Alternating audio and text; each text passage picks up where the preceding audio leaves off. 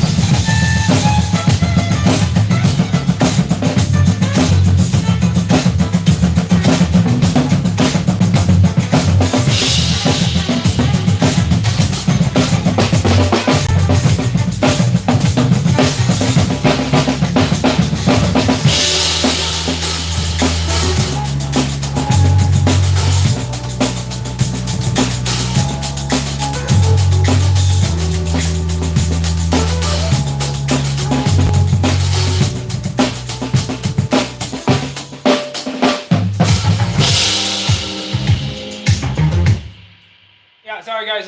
So basically, I'm just kind of getting warmed up before a student comes out. Oh, thank you, Donali. I really appreciate that. I'd be more than willing to help you. I'm a professional teacher and player, so if you ever have any questions, I have my email in my bio of my channel. Thank you. Thank you. Yeah, and that was a live learn. I've never heard that song in my life before. So maybe like for 30 seconds just to get that paradiddle groove. That, well, if you're drummers in here, 1 E under 2 E under 3 E under 4, the whole paradiddle groove rather than just doing straight 16ths, that kind of thing. So, but yeah, I have my bio and email in the bio in my about section. And then my community resources, you can always drop me a comment there or under any of these videos. And if you check out my channel, you'll see I have my banner of my channel. I do collaborations with people from all over the world. Yeah, so and in addition to, I'm a school psychologist and academic tutor for in-home services. So I kind of have multiple jobs I've been going through it. But yeah, Jaden's going to be here in a bit, so you know, let's think of it this way. Let's get Jaden prepared as he's about to come. And Jaden, you might be watching this now. I imagine that you might be. So let's plan for this, okay? Is that when you come, let's try to throw ourselves for a little bit of a loop. I know you love Nirvana, so do I. I started off with all those same patterns, all that rock and beats and all those Dave Grohl types of patterns, which is great.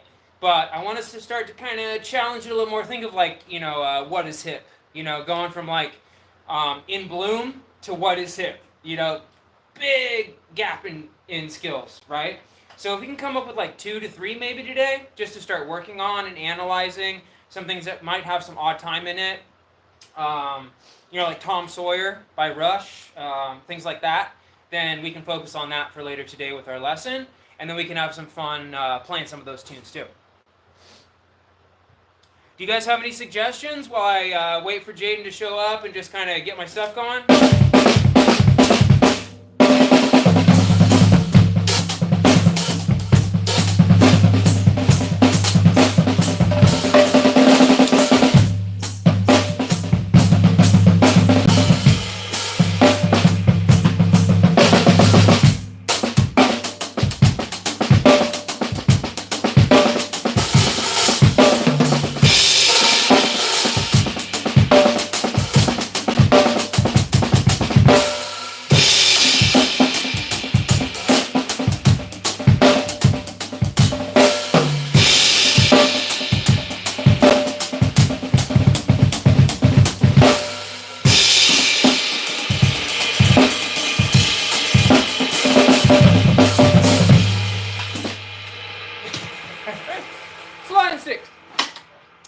You guys have any recommendations or questions or any other drummers in here?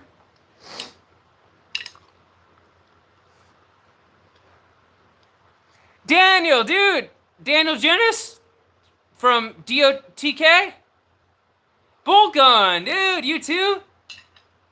Well, you're from a different stream, but Daniel I know from a drumming stream that I used to mod for. Thank you. Thank you. Yeah, I'm a big freestyler now. Like I said, I used to start off with like, you know, double bass drum pedals and a 10-piece kit and, you know, as many sounds as I could get to kind of fake being a good player, right? Because the more things you have of sounds, you don't have to rely on your technique so much. But if you have less things to work with, it makes your creativity way more apparent. Gives you better ideas without having to repeat yourself when you're doing things like trading fours and doing fills. It will also help you to come up with a good sense of time when you're doing your subdivisions. There's a lot that goes into it. A lot that goes into it.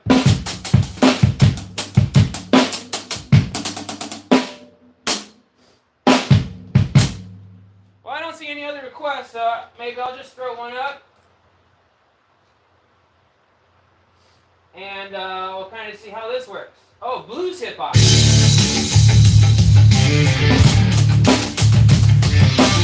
Get this good one, Jaden.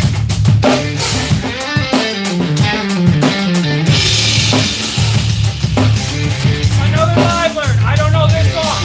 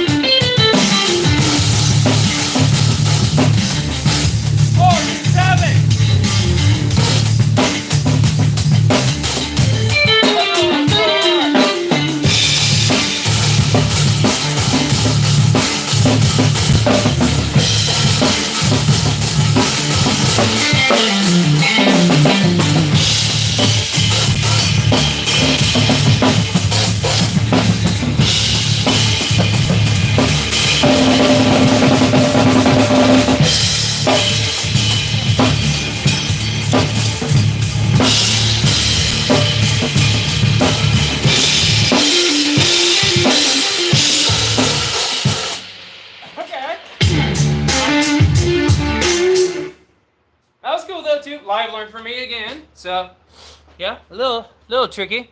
It's a rockin'. Very cool. Very cool. Yeah, and that's the other thing, Addison, is that like getting your hands to work together, as you know, is a totally different skill than getting all four limbs to work together while, one thing's doing, or polyrhythms, or, one thing is on one subdivision, this is playing 2 and 4 in ghost notes, your bass drum foot is playing, 16ths with one, that's what I was trying to point to my foot on that last one, is I was playing all those 16ths with one bass drum pedal. So it's definitely possible. It's just, and I'll just quickly let you guys know, I come from a severe back injury. So I was in a wheelchair. I didn't have good leg strength. It took me many years to just even be able to sit at the kit, get here comfortably, play for a little bit, and not just be completely blasted from pain and, ruined from it. So eventually I got up to playing for 2, 3, 4, 5, 6, 7, 8 hours a day, when I could. So it really just shows you, like, it's the stick-to-itiveness, the discipline, the focus, the sense of accomplishment, all that stuff. But if I'm someone with a spinal cord injury that can play 16ths with one bass drum pedal, you can do it too. That's a good way to do it first, to learn it, is to stack it. 1 E, 1, 2, 3,